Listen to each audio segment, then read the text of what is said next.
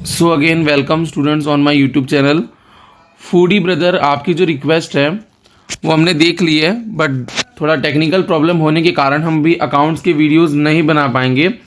हम अपना बेस्ट कोशिश करेंगे कि जल्द से जल्द हम अकाउंट की वीडियोस ला सकें। एंड इस वीडियोस में हम आगे का टॉपिक कवर करेंगे परफेक्ट कंपटीशन। तो परफेक्ट कंपटीशन को हम एक आइडियल मार्केट मानते हैं, नॉर्मल सा जो मार्केट होता है, क्योंकि इसको आइडियल मार्केट हम इसलिए मानते हैं क्योंकि ये प्रैक्टिकली में ये पॉसिबल नहीं है। खाली एग्रीकल्चर सेक्टर के अलावा ये मार्केट प्रैक्टिकली पॉसिबल नहीं होता। ये एक थियोरेटिकली के लिए हम जान रहे हैं कि हाँ ये एक मार्केट का टाइप होता है। ये बहुत ही कम देखने को मिलता है, रेयरली, क्योंकि और ये रेयरली देखने को मिलता है, और अगर दिखता भी है तो खाली एग्रीकल्चर सेक्टर में दिखता है, क्योंकि जो परफेक्ट कॉम्पिटिशन्स के जो कैरेक्टरिस्टिक्स है ना वो जल्दी मार्केट फॉलो नहीं कर पाते, इसीलिए ये मार्केट हमें दिखता नहीं है। हाँ, लेकिन इकोनॉमिक्स में इसके बारे में जानना, इसका नॉलेज जानना बहुत ही ज़्यादा इंपॉर्टेंट है। तो इसीलिए हम इसके कैरेक्टरिस्टिक्स और इसके बिहेवियर के साथ पढ़ेंगे और इसको समझेंगे कि परफेक्ट कॉम्पिटिशन होता क्या है। ना परफेक्ट कॉम्पिटिशन का डेफिनेशन दिया है मिस्टर रॉबिन्सन ने। उन्होंने कहा है कि परफेक्ट कंपटीशन वहीं पे होता है जहाँ पे प्रोडक्ट की डिमांड जो होती है वो टोटली खाली उसके प्राइस पे डिपेंड रहे। इनके कहने का मतलब है कि खाली प्राइस ही एक ऐसा डिटर्मिनेंट हो जो मार्केट को अफेक्ट कर सके, डिमांड प्रोडक्ट की अफेक्ट कर सके।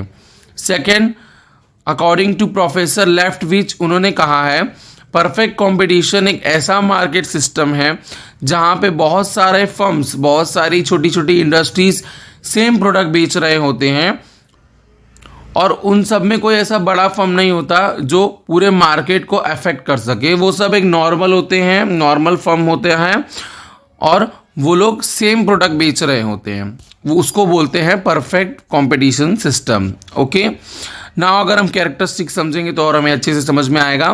कैरेक्टरिस्टिक्स ऑफ परफेक्ट कंपटीशन में फर्स्ट नंबर ईयर बायर एंड सेलर्स। यहाँ पे जो बायर्स और सेलर्स होते हैं वो बहुत ज़्यादा तादाद में होते हैं, बहुत लार्ज नंबर में होते हैं। सेलर्स की बात करें तो बहुत अलग अलग सेलर्स होते हैं। उसमें से एक सेलर मार्केट का एक छोटा सा हिस्सा होता है, तो वो चाहे सेल करे या ना करे या फिर जो भी हो, उससे मार्केट में कोई भी अफेक्ट नहीं पड़ता। यहाँ पे एग्जांपल दिया हुआ है कि अगर हमारा एक फार्म है छोटा सा जो जिसके अंदर हम वीट का प्रोडक्शन कर रहे हैं, तो पूरा टोटल प्रोडक्शन ऑफ वीट है, अगर उसमें से कोई एक फार्मर प्रोडक्शन नहीं कर रहा है तो उससे पूरा टोटल प्रोडक्शन पे कोई इतना ज़्यादा फर्क नहीं पड़ने वाला है। सिमिलरली, और यहाँ पे बात करें सेलर्स की, इसलिए यहाँ पे बोला गया है कि सेलर एक छोटा सा हिस्सा होता है मार्केट का जो पूरे मार्केट को कभी भी अफेक्ट नहीं कर सकता। सामने बायर्स की भी बात करें तो यहाँ पे खरीदने वाले भी बहुत सारे हैं, और उसमें से भी अगर एक आध बायर नहीं खरीदेगा तो उसे टोटल मार्केट को इतना कोई ज़्यादा तो अफेक्ट नहीं करेगा। इसकी वजह से इसके अंदर जो भी चीज़ अफेक्ट करती है वो है खाली डिमांड एंड सप्लाई। इस मार्केट के अंदर डिमांड एंड सप्लाई ही चीज़ों को अफेक्ट कर सकती है। Now next one is a identical product. Identical product मतलब यहाँ पे सारे जो प्रोडक्ट होते हैं ना वो सेम होते हैं, उनका फीचर सेम होता है, उनका फॉर्म सेम होता है, शेप एक जैसा होता है, कलर एक जैसा होता है, टेस्ट, वेट, क्वालिटी सब same, means totally similar product होते हैं। और जब सिमिलर प्रोडक्ट है तो आप उसके लिए सेम प्राइस दोगे ना। अगर एक ही मार्केट में सेम प्रोडक्ट बहुत सारे लोग बेच रहे हैं तो आप जो प्राइस चल रही होगी वही दोगे। अगर उन सब में से कोई एक फर्म वाला आपसे ज़्यादा प्राइस मांगेगा सेम प्रोडक्ट के लिए तो आप खरीदोगे क्या? नहीं खरीदोगे। आया समझ में? यहाँ पे अगर कोई प्रोड्यूसर ऐसा सोचता है या सेलर ऐसा सोचता है कि अलग प्राइस थोड़ा सेट करते हैं, थोड़ा ज़्यादा प्रॉफिट कमाते हैं, तो वो पॉसिबल नहीं है, क्योंकि बायर को भी पता होता है कि कौन से प्राइस में ये प्रोडक्ट चल रहा है मार्केट में, वो वही प्राइस में लेगा, क्योंकि प्रोडक्ट सेम है तो मैं क्यों ज़्यादा प्राइस पे करूँगा। Okay, now third one is free entry and exist of the firm. यहाँ पे ऐसा होता है कि कोई भी इस मार्केट में आना चाहे या जाना चाहे तो उसके लिए कोई रेस्ट्रिक्शंस नहीं होते हैं। आप कोई भी फर्म मार्केट के अंदर आ सकता है, नॉर्मल प्रॉफिट अब नॉर्मल प्रॉफिट कमा सकता है, और जब भी उसको ऐसा लग रहा है कि नहीं अब हमें लॉस हो रहा है, तब वो मार्केट से एग्जिट भी हो सकता है, जा भी सकता है। यहाँ पे मेनली लोग टेम्परेरी पीरियड के लिए आते हैं, कुछ समय के लिए आते हैं, प्रॉफिट कमाते हैं और फिर चले जाते हैं। जब उनको लॉस होने लगता है तब वो चले जाते हैं। फिर अगर उनको ऐसा लग रहा है कि यहाँ पे अभी फिर से ऐसा टाइम है, यहाँ पे प्रॉफिट कमाया जा सकता है, वो फिर मार्केट में आते हैं, कुछ टाइम के लिए प्रॉफिट कमाते हैं और फिर वापस चले जाते हैं। Now next one is perfect knowledge of the market. Perfect knowledge of the market, यहाँ पे प्रोड्यूसर, बायर और सेलर को सारा कंप्लीट नॉलेज होता है कि अभी वो प्रोडक्ट मार्केट में अवेलेबल है कि नहीं है, अवेलेबल है तो कितना ज़्यादा उसका सप्लाई है, उसका प्राइस क्या चल रहा है, उसकी डिमांड कितनी है, इस सारी चीज़ों के बारे में पता रहता है। उसकी प्राइस अभी क्या होनी चाहिए, क्वालिटी कैसी है, ये सारी चीज़ें इन्हें पता होती है। इसीलिए अगर जो सेलर होता है वो अगर कभी कभार डिफरेंट प्राइजेस में भी चीज़ें दे रहा होता है तो सामने वाले उन्हें नहीं खरीदते हैं। Now mobility of factor of production. Mobility of factor of production में क्या होता है कि यहाँ पे एक ही प्रोडक्ट होता है और प्राइस तो हम चेंज कर ही नहीं सकते, क्योंकि प्रोडक्ट तो सिमिलर है, तो हमें प्राइस भी तो सिमिलर रखनी पड़ेगी। तो यहाँ पे हम क्या करते हैं, जो फैक्टर्स ऑफ प्रोडक्शन है, लैंड, लेबर, कैपिटल, एंटरप्रेन्योर, ये इनको हम ऊपर नीचे करते हैं या फिर इनको चेंज करके हम अपना प्रॉफिट बढ़ाने की कोशिश करते हैं, क्योंकि प्राइस के अंदर तो हम कुछ नहीं कर सकते। प्रोडक्ट आइडेंटिकल है, सिमिलर है, तो प्राइस तो हम कम ज़्यादा नहीं कर सकते। ज़्यादा करेंगे तो खरीदने नहीं आएगा कोई, कम करेंगे तो दूसरे वाले हमको बोलेंगे, दूसरे जो सेलर्स होंगे वो हमको बोलेंगे कि तूने क्यों कम किया है, तो हम दोनों नहीं कर सकते। तो यहाँ पे हमें प्राइस के अलावा और जो चीज़ें हैं उनके साथ कुछ ना कुछ ऐसा करते हैं हम जिससे हमारा सेल बढ़े और कस्टमर्स को हम ज़्यादा अट्रैक्ट कर सकें। Now next one is no transportation expense. में यहाँ पे बहुत सारे बायर्स और सेलर्स होते हैं, तो इसीलिए इनका जो एक्सपेंस होता है वो दूसरी चीज़ों में बहुत ज़्यादा होता है, क्योंकि ये हमने अभी देखा कैरेक्टरिस्टिक्स में कि प्राइस से तो ये अपना सेल्स नहीं बढ़ा सकते, प्राइस तो हम सबको सेम रखनी पड़ेगी। तो ये दूसरी चीज़ों में बहुत ज़्यादा एक्सपेंस लगाते हैं, क्योंकि इनका जो सेल है वो बढ़ना चाहिए। इसीलिए इनका जो ट्रांसपोर्टेशन एक्सपेंस है ना, ये बहुत ही छोटा मोटा होता है, बहुत ही थोड़ा सा होता है। इसीलिए ये अपना ट्रांसपोर्टेशन एक्सपेंस को ज़ीरो मानते हैं, और ये इसका एक one of the best characteristics है परफेक्ट कॉम्पिटिशन का। आया समझ में यहाँ पे परफेक्ट कंपटीशन। अब हमने पहले ही देखा था कि हमने दो पार्ट किए थे मार्केट के, एक परफेक्ट कंपटीशन और इम्परफेक्ट। इम्परफेक्ट में तीन मार्केट आते हैं। फर्स्ट आता है मोनोपोली, तो हम पहले उसके बारे में डिटेल में पढ़ेंगे। तो परफेक्ट मार्केट और मोनोपोली एकदम अलग अलग ऑपोजिट थियरी है। मोनोपोली एक इमेजिनरी कॉन्सेप्ट है, लेकिन मोनोपोली असली में होता है। मोनोपोली का ग्रीक में वर्ड जो मोनोपोली है वो ग्रीक वर्ड से बना हुआ है। मोनोस का मतलब होता है सिंगल, पॉली का मतलब होता है सेलर, मतलब सिंगल सेलर, एक ही बेचने वाला। डेफिनेशन की बात करें तो चैम्बरलिन ने दिया है डेफिनेशन, जब भी कोई भी प्रोडक्ट की सप्लाई खाली एक सिंगल एंटरप्राइज से कंट्रोल हो, एक सिंगल एंटरप्राइज के अंदर कंट्रोल हो, उसको बोलते हैं मोनोपोली। और प्रोफेसर स्टिगलर ने कहा है कि खाली एक एंटरप्राइज ही उस गुड्स या उस प्रोडक्ट को सेल कर सकता है, उसको बोलते हैं मोनोपोली।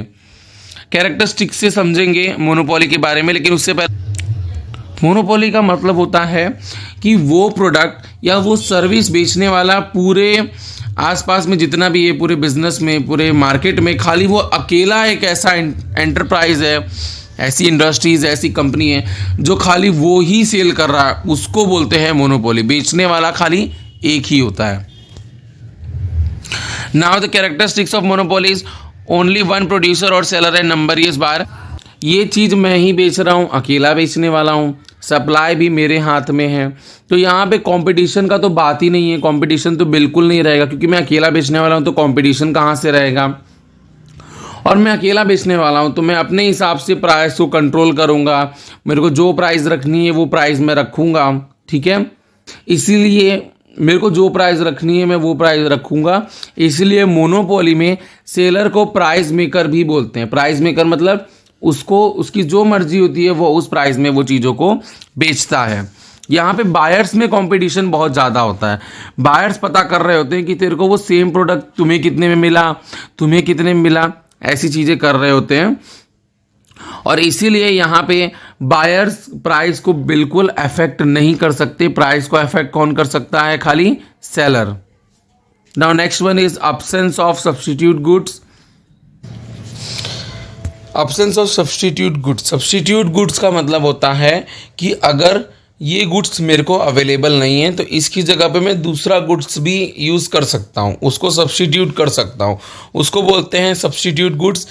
मोनोपोली के अंदर कोई सब्स्टिट्यूट गुड्स नहीं होता, क्योंकि अगर सब्स्टिट्यूट होता तो कंपटीशन होता, और मोनोपोली का मतलब ही होता है कि अकेला खाली वो प्रोडक्ट वही बेच सकता है या बेच रहा है, दूसरा कोई नहीं बेच रहा है। तो इसीलिए यहाँ पे भी कोई सब्स्टिट्यूट गुड्स नहीं होता। तुम एग्जाम्पल दिया है बुक में कि अगर आपको एक रेलवे टिकट चाहिए पर्टिकुलर कंपनी से, पर्टिकुलर टाइम का, पर्टिकुलर लोकेशन का, और अगर वो अनअवेलेबल है तो आपको रेलवे टिकट उस टाइम का दूसरी जगह से नहीं मिल सकता। लेकिन आपके पास दूसरा ऑप्शन क्या होगा कि आप उसी टाइम का एरोप्लेन से जा सकते हो, बट रेलवे में आपको दूसरा मिलेगा क्या? नहीं मिलेगा। That is monopoly. यहाँ पे सब्स्टिट्यूट गुड्स का अब्सेंस होता है। Next one is restrictions over entry of new firms. अब देखो, मोनोपोली में मैं अकेला हूँ, मैं अकेले चीज़ें बेच रहा हूँ, तो और मेरा एक्सपीरियंस हो गया है लंबे टाइम का, मेरा स्किल है, मेरे को सब चीज़ें उस बारे में पता है, और मैं खुद प्राइस सेट कर रहा हूँ, तो मेरा प्रॉफिट भी तो काफ़ी अच्छा होगा ना, सुपर नॉर्मल प्रॉफिट होगा, मेरा काफ़ी अच्छा प्रॉफिट होगा।